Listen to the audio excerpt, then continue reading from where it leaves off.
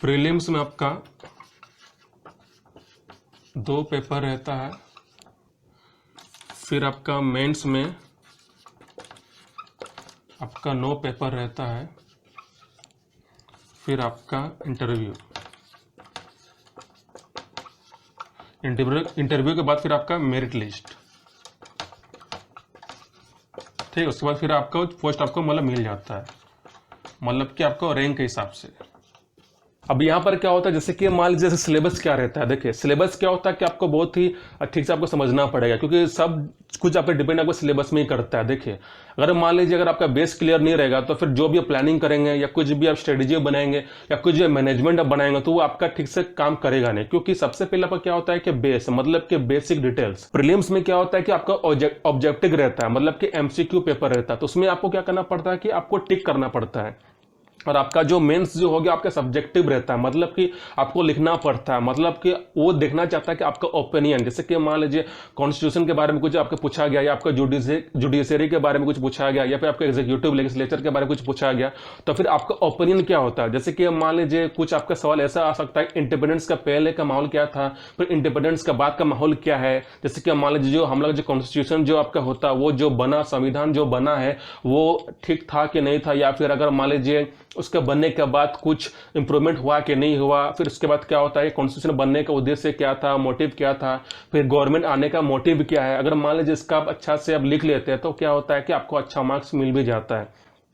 Objective में क्या होता है कि जो भी आपसे क्वेश्चन जो पूछा जाता है वो सबके लिए एक ही रहता है, मतलब कि अगर मान लीजिए कुछ जवाब अगर ऑप्शन ए में है तो सबके लिए ऑप्शन ए ही रहेगा। लेकिन सब्जेक्टिव में क्या होता है कि वो आपसे आपका ओपिनियन समझना चाहता है कि मतलब जैसे कि मान लीजिए कुछ कॉन्स्टिट्यूशन हो गया, जैसे कि मान कुछ प्रीम्बल हो गया, कुछ आपका लिबर्टी हो गया, या फिर आपका कुछ जैसे कि बहुत सारा आपका जो सेक्युलरिज्म जो हो गया, तो वो आपका ओपिनियन समझना चाहता है कि आप इसके विचार में आप क्या रखते हैं। मतलब कि जैसे कि फॉर एग्जाम्पल लिबर्टी, तो लिबर्टी के हिसाब से आपके हिसाब से वो डिफिनेशन क्या है। जैसे कि मान लीजिए सेक्युलरिज्म, तो आपके हिसाब से इसका क्या डिफिनेशन होना चाहिए और ये ठीक है कि नहीं है, तो फिर आपको उसका ओपिनियन आपको मतलब दिखाना पड़ता है उस पेपर में, मतलब कि मेंस का पेपर में। ठीक है, तो कभी कभी क्या होता है किसी को ऑब्जेक्टिव आपको किसी को हार्ड लगता है, किसी को मेंस हार्ड लगता है, या फिर किसी को इंटरव्यू आपका मतलब हार्ड लगता है। अब देखिए यूपीएससी में क्या होता है कि आप एक मतलब एक जगह को आप रूल करने वाले, रूल का मतलब कि आप मॉनिटर करने वाले। रूल का मतलब रूल नहीं होता, मतलब मॉनिटर करने वाले, जहां पर आप सब कुछ माहौल देखेंगे, इन्वायरमेंट देखेंगे,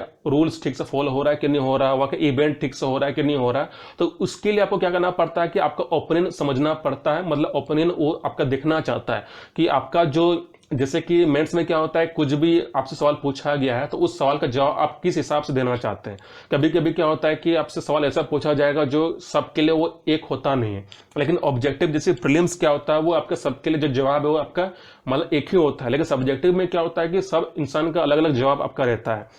मतलब ओपिनियन रहता है। किसी का ओपिनियन कुछ और हो सकता है, किसी का ओपिनियन किसी के और के हिसाब से मतलब हो सकता है। तो इसीलिए क्या करना पड़ता है कि जब भी आप ज्योग्राफी का आप मतलब कुछ आप लिख रहे हैं या आप हिस्ट्री का कुछ लिख रहे हैं या कुछ भी आप आपसे कुछ पूछा गया है, कॉन्स्टिट्यूशन के बारे में कुछ पूछा गया है, तो आपको क्या करना पड़ेगा कि आपको बेस मतलब क्लियर करना पड़ेगा। बेस मतलब कि आपका जैसे कि बहुत सारा आपका इतिहास हो गया, जैसे कि आपका हिस्ट्री में हम लोग पढ़ते हैं हम लोग, उसके हिसाब से फिर क्या इतिहास है, जैसे आपका ब्रिटिश रूल आपका कैसे हुआ था, फिर मतलब आज़ादी के पहले का जो जो माहौल था, इन्वायरमेंट था, वो कैसा था, तो वो आपको मतलब अपने हिसाब से इसको लिखना पड़ता है। फिर जैसे कि मान लीजिए आपका कॉन्स्टिट्यूशन आने के बाद फिर क्या माहौल रहा, तो कुछ सुधार हुआ कि नहीं हुआ, तो आपको अपने हिसाब से मतलब इसको लिखना पड़ता है। तो इसको करने के लिए सबसे पहले आपको क्या करना पड़ेगा कि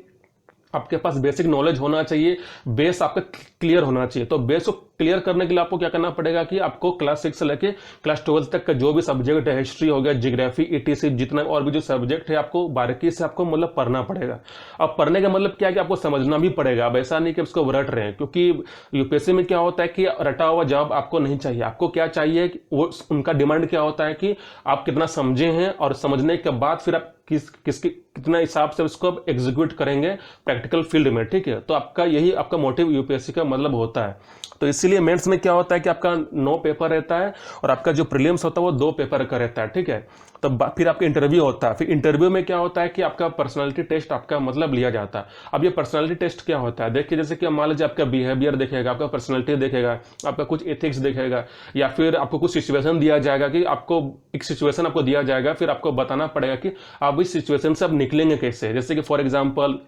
बहुत सारा आपका कुछ नियम होता, कानून होता, तो आपसे ये भी पूछा जा सकता है कि जो कानून जो आया है वो आपके हिसाब से वो गलत आया है कि सही आया है, फिर आपको कुछ अपना विचार रखना है।